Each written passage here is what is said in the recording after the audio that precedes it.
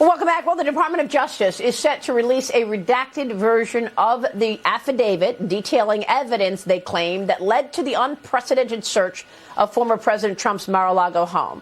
Florida federal judge Bruce Reinhart ordered the government to release that affidavit by noon today. Joining me right now is Missouri Attorney General and U.S. Senate candidate Eric Schmitt. Great to see you, sir. Thanks very much, AG, for being here. What will we get from this affidavit in your view? And assess this story here. You know, it's hard to say because it's probably going to be pretty heavily redacted. But I think the broader issue here is this is unprecedented. And quite frankly, it's unreal. I know in your previous segment, you were talking about, the federal government, people in government coordinating and colluding with big tech to censor free speech.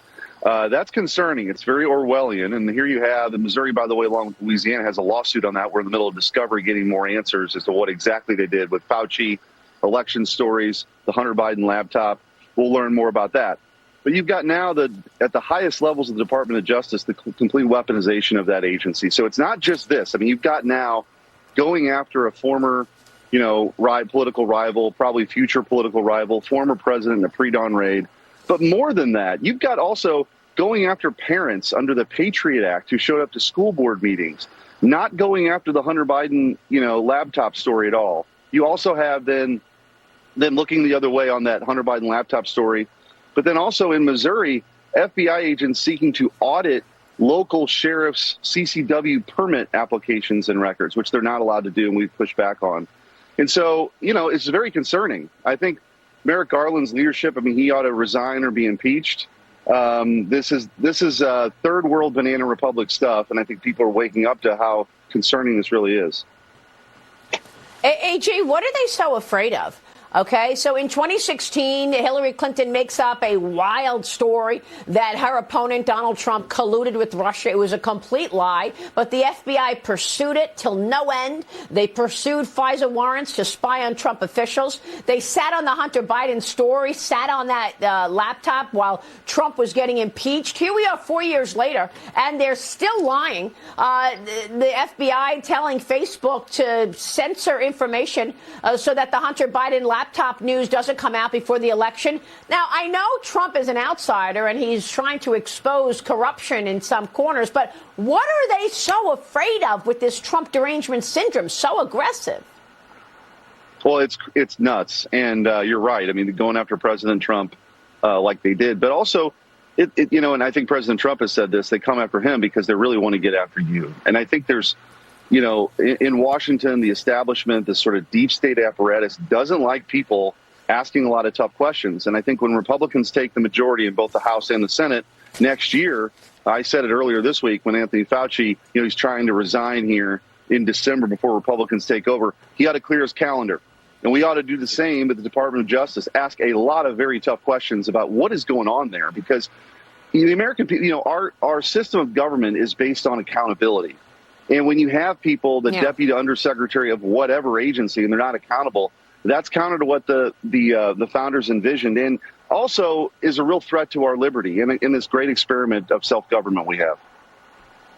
Yeah, and then there's just a complete breakdown in the rule of law. This administration keeps blowing off constitutional issues. More buses filled with illegal migrants showed up in Washington, D.C. and New York this week.